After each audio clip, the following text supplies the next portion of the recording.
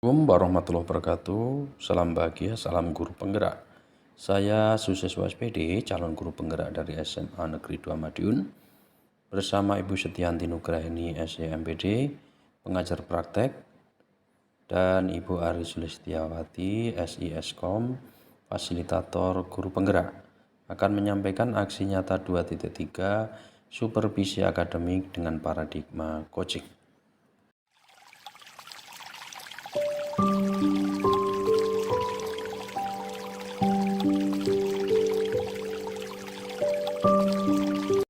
Selamat pagi, Bu Edi. Pagi, Pak Sis. Bagaimana kabarnya pagi ini? Alhamdulillah. Sehat ya? Baik, untuk kesempatan ini kita akan melakukan praobservasi yang tujuannya adalah untuk pengembangan diri dari guru. Iya. Kelas mana nanti yang akan kita observasi? Rencana sih kelas 11.5. Kelas 5 ya? Untuk waktunya kapan? Jam pertama sama jam kedua.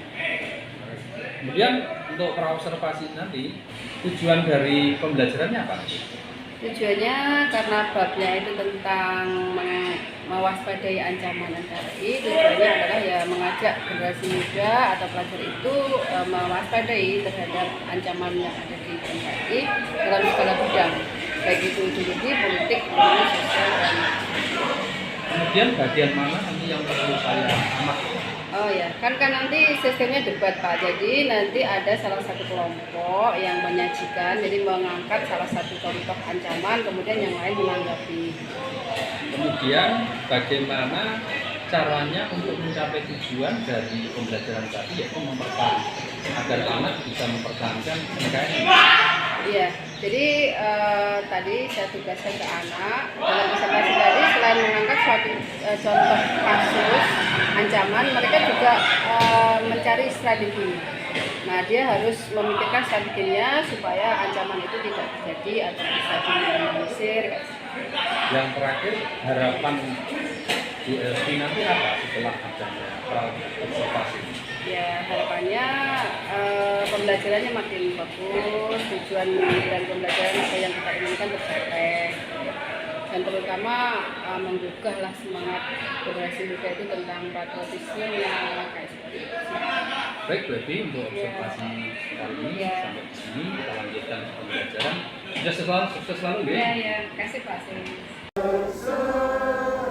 Indonesia bersatu, hiduplah tanahku, hiduplah negeriku, bangsaku, rakyatku semuanya. Bangunlah jiwanya, bangunlah badannya untuk Indonesia Raya.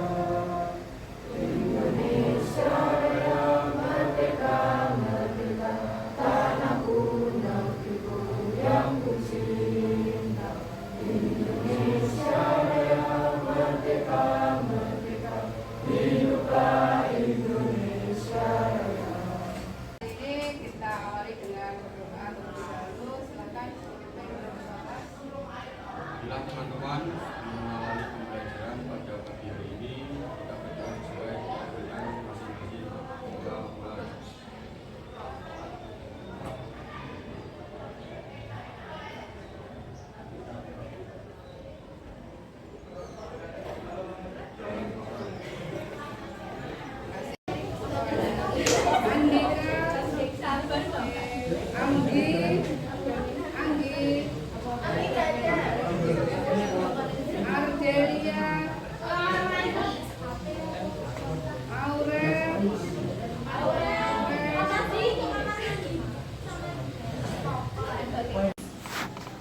Salah satunya adalah anggota Komisi Pertahanan DPR Muhammad Farhan. Dia menerima pengarahan yang meminta RI menghentikan pengeboran burik sementara lepas pantai karena aktivitas tersebut dilakukan di wilayah Cina. Farhan pun menanggapi bahwa pihaknya tidak akan menghentikan pengeboran karena itu adalah hak kedaulatan RI. Selain Farhan, 3 orang lainnya juga mengaku mendapat pengarahan yang sama. 2 orang diantaranya mengatakan bahwa Cina berulang kali menuntut agar Indonesia menghentikan pengeboran. Komisi 1 DPR yang mengurusi pertahanan dan luar negeri pun mempertanyakan sikap pemerintah.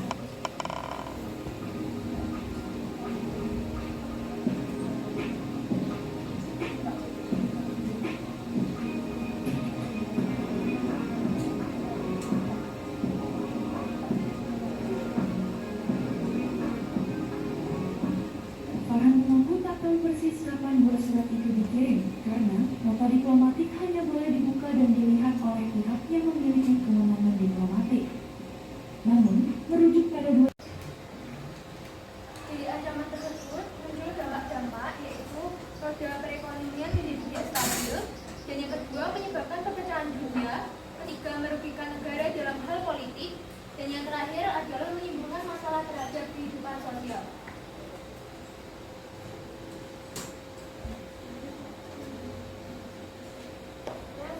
Selanjutnya, prediksi juga dibiarkan. Yang pertama adalah pokok Natuna tidak dipertahankan, maka yang akan terjadi Indonesia akan kehilangan cadangan nuklir terbesar. Prediksi yang kedua, Indonesia akan mengalami kerugian besar potensi laut, potensi perikanan, serta hasil laut dan hasil lainnya.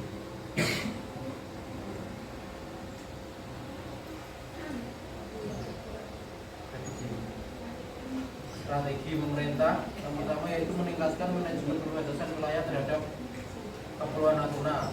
Kedua, meningkatkan kegiatan ekonomi melalui eksplorasi minyak di wilayah Kepulauan Natuna. Yang ketiga, meningkatkan kapabilitas pertahanan di wilayah Natuna. Adapun kekuatan TNI yang perlu dibangun atau ditingkatkan di Kepulauan Natuna adalah sebagai berikut. Pertama, membangun pangkalan Sukhoi. Yang kedua, sediakan 4 helikopter. Yang ketiga, menambahkan 1 batalion infanteri dari Kodam Bukit Barisan. Yang selanjutnya, Patriot Squadron Jet Pekanbaru. Dan terakhir, menambahkan puluhan kapal dari Al-Mabar TNI Angkatan Laut. Jadi yang perlu kita garis bawahi bahwa kalian selaku generasi muda tidak boleh apatis, tidak boleh tidak mau tahu, tapi tetap harus peduli terhadap negara kita. Apalagi kalau sudah berhubungan dengan ketahanan kedaulatan dan negara. Kedaulatan negara seperti itu. Karena bagaimanapun juga kalian kan generasi muda ya. Di tangan kalianlah bagaimana Indonesia ke depannya. Semuanya adalah proses belajar, gitu ya. Jadi untuk berikutnya nanti pertemuan yang lain aja ya. Jadi tadi sudah melakukan pembelajaran dan tentu saja tadi sudah melaksanakan ini dengan baik. Menurut Bu Elvi, bagaimana perasaannya setelah melakukan pembelajaran tadi? Ya senang, ya masih belum puas juga sih Pak, masih banyak kekurangan yang perlu disempurnakan. Tapi di sisi lain sudah bagus sih semangatnya anak-anak. Kesan bagaimana setelah pembelajaran tadi? Kesannya anak lebih wawasan anak itu lebih terbuka karena mengetahui adanya dampak dari ancaman bahwa NKRI itu ada ancaman, dan dia lebih terbuka, jadi tidak apatis, tidak tahu. Setelah melakukan pembelajaran tadi, menurut Bu Elvi, apakah proses pembelajaran sudah sesuai dengan perencanaan? Sebenarnya sudah, cuma belum sempurna. Jadi masih ada anak yang masih belum aktif lah, masih asik. Kemudian boleh Ibu ceritakan hal-hal apa saja yang menurut Ibu masih belum memuaskan dan sudah memuaskan? Ya yang memuaskan di anak-anak itu sudah mulai paham tentang tadi seperti yang diangkat di kasus tadi tentang ancaman NKRI dalam bidang pertahanan dan keamanan tentang Natuna. Itu saya juga ya senang lah anak-anak mengerti tentang itu, mau mewaspadai dan sebagainya. Tadi sudah ada hal-hal yang perlu dipertahankan dan hal-hal yang perlu ditingkatkan. Menurut Ibu, untuk hal-hal yang masih kurang tadi, solusinya seperti apa? Solusinya lebih memotivasi anak supaya nanti lebih aktif lah di diskusi sebelumnya atau di debat sebelumnya. Karena pada dasarnya debat itu intinya adalah melatih anak untuk bisa menerima masukan, menerima saran, menerima kritik, kayak gitu. Jadi ya harus berlakukan. Tadi sudah ada proses penilaian juga Bu ya, ada evaluasi. Menurut Ibu, persentase keberhasilan dan kurangnya berapa persen? Standar keberhasilan kira-kira 70% lah Pak. Tapi nanti harapan saya nanti kedepannya akan disempurnakan. Bagus ya, seperti kan Iya. anak sudah menguasai materi. Iya, belajar. Kemudian menurut gue ini tadi kesulitan belajar anak itu apa? Apa ya, literasinya sih Pak kurang gitu ya. Dia hanya fokus ke satu masalah. Itu sebenarnya KSP itu kan harus tetap dihubungkan sama dasar negara, sama konstitusi kayak gitu. Ya, sekarang kita melakukan identifikasi dulu ya. Iya. Tadi pembelajaran yang sudah berhasil, yang belum, yang masih berhasil kita pertahankan, yang masih kurang kita tingkatkan. Iya. Menurut Ibu, tadi yang sudah berhasil apa dan yang belum apa? Sudah berhasil, anak-anak sudah berani menyampaikan idenya, bisa menerima kritikan, bisa menerima masukan, bisa menerima saran, bisa menerima pendapat orang lain, ya seperti itu. Dan ya tentunya ilmu lah tentang itu, tentang kewaspadaan. Yang terakhir, menurut Ibu nanti yang perlu disarankan untuk pertemuan berikutnya apa? Anak-anak dirangsang untuk lebih berani dalam menyampaikan pendapat, berani menyampaikan kritikan. Ini saya lihat laporan perencanaan pembelajaran Bu ya, Iya. sudah bagus dan lengkap sekali dan sangat detail. Menurut Ibu kekurangannya apa ya? Kelebihan dan kekurangan. Kekurangannya di RPP itu kan memang kayak contoh-contoh kasus itu kan harus update ya Pak. Nah ini mungkin punya saya tuh belum update lah. Berarti perlu Selalu penambahan update. materi Ya, ya, dan betul. juga untuk Iya. materi-materinya perlu Contoh-contoh diupdate kasus, untuk masa iya. sekarang ya. Ya, karena harus mengikuti. Baik Bu Evi, selamat Baik. sudah pra observasi Iya. dan juga pasca observasi. Mudah-mudahan pembelajaran ke depan lebih baik nih Bu. Iya. Selamat siang, selamat bekerja. Oke, terima kasih Pak Sis.